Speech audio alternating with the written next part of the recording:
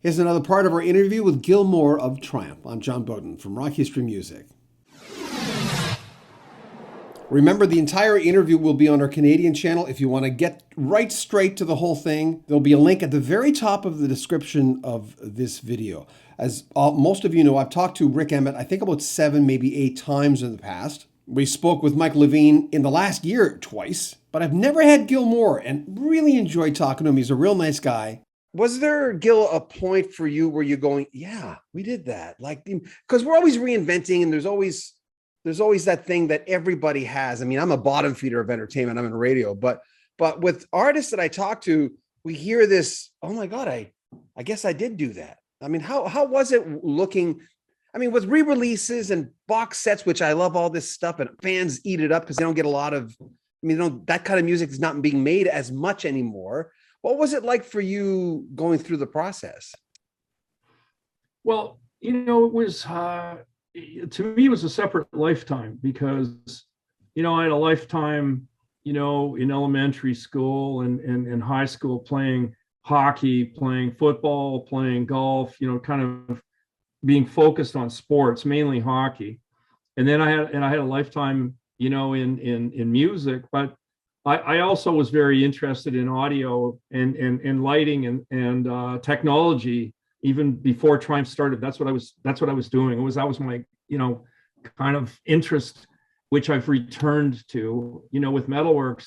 And now with Metalworks, we're into software development and, into the next generation of certain presentation techniques and things. So it's still a continuation of that interest that I had, as a kid and, 14 years old in grade 9, it's kind of gone back to that. When I look at the movie, to answer your question specifically, it is like looking, back through the looking glass and, rewinding a video and going, yep, that really happened. Yeah. You see all this stuff and you're so conditioned to failure. Like all bands, start in the ditch, and then it's a case of, can you get out of the ditch, which most bands don't. Most bands just, fall apart and, have trouble getting jobs and never get out of Joe's Bar if they're even lucky enough to get into Joe's Bar. And then that's the musician's life. So my early bands, same thing, hard time getting a job. A lot of the bar owners or the dance promoters or whatever be, his band is not that good. So you get conditioned to that slap in the face that, you're probably not going to make it. You guys aren't really that good. So when you actually watch back a movie like this and you see, okay, somehow we went from, and we used to tease each other about who had a worse band before Triumph, and it was like this, and who had the stupidest name. I had stupid names for my bands. Rick and I concluded that Mike was the best. He was the most successful before Triumph started because at least he could get jobs for his band and they could afford suits that matched. So he was definitely a notch above, where I was with Rick, where we were having a hard time getting jobs and we had stupid names. Like he had a band called General Mud, which I teased him about mercilessly. And I had a band, I had a band called Abernathy Shagnaster, which they teased me about mercilessly. So too many syllables, man. Too many syllables. Yeah, too many syllables. So when you get these guys and they come together and we go, okay, now we're Triumph and it's the three of us and we have our collective experiences. And then we go on stage. And the first time we go on stage in 1975, from the outset, we played song number 1 and the audience was like, whoa, like this coming out the stage. It was like, what? So we come off after the first set and look at each other like, what just happened?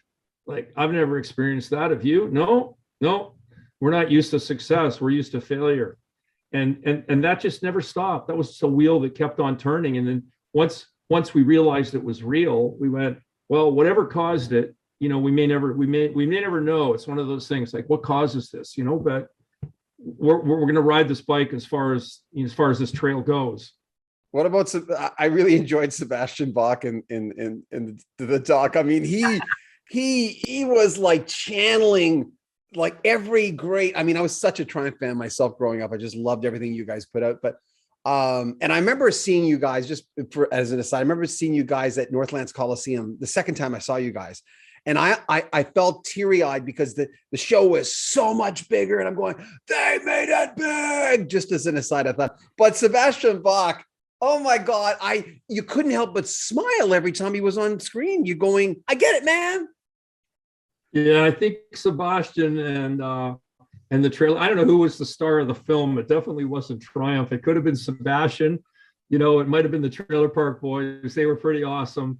It was, and maybe the real star is the director because, the directors, I should say, because Sam and Mark, they did a phenomenal job. I mean, Don Allen and Peter Goddard got this story rolling initially, and then it went from Revolver over to Banger Films, and the collaboration there was terrific. And wow, what Mark Riccardelli did in the edit bay is unbelievable. Like how to get those pieces, like you're talking about, like the stuff that Sebastian did, which was wild, and you got the Trailer Park. How do you make that and make the story make any sense, But he did.